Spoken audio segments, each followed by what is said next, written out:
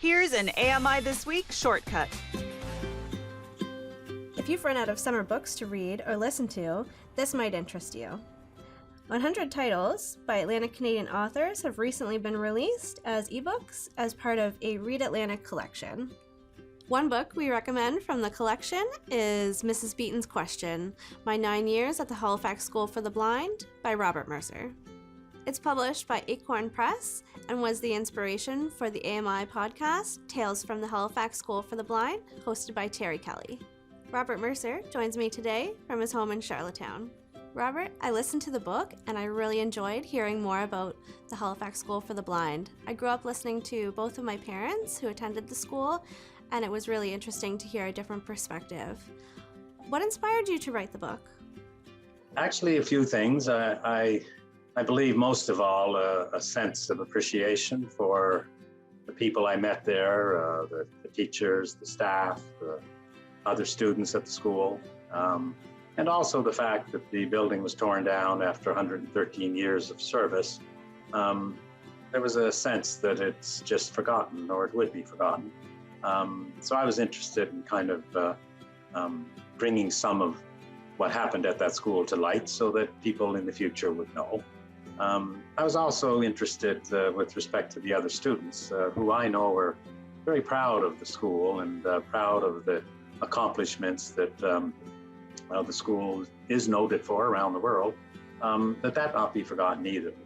You titled the book Mrs. Beaton's Question, and that refers to a turning point for you at the school. Can you tell us about that? Mrs. Beaton was my grade 3 teacher at the School for the Blind. She was my first teacher in the first classroom that I attended after my 4 years at public school. Somewhere very early in the introduction of the student, she called me by name and asked me to stand and introduce myself. Now, it's a simple question and a simple answer, but it changed my life. I realized in that instant that I could learn just as well as anybody else, that being called upon in a classroom, which hadn't happened to me before, to answer anything was a bit of an epiphany. And I do remember the feeling of the lightness, almost a flashing of reality before my face that, look, you can learn just like anybody else. And it meant that much to me. And from then on, I just felt comfortable in that classroom. I felt at home. You attended the school from 1958 until 1967. During your time at the school, were there any teachers or staff that were not low vision or blind? One of the pillars of the school, right from its beginning in 1871, was the hiring of people who were blind, along with people who were sighted, fully sighted.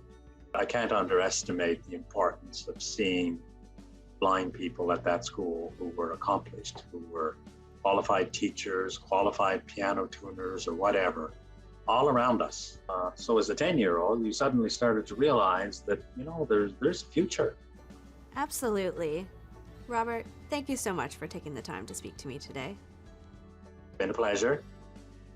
To check out Robert's book and the rest of the Read Atlantic collection, go to atlanticbooks.ca/collections/100 ebooks, and that's 100 ebooks.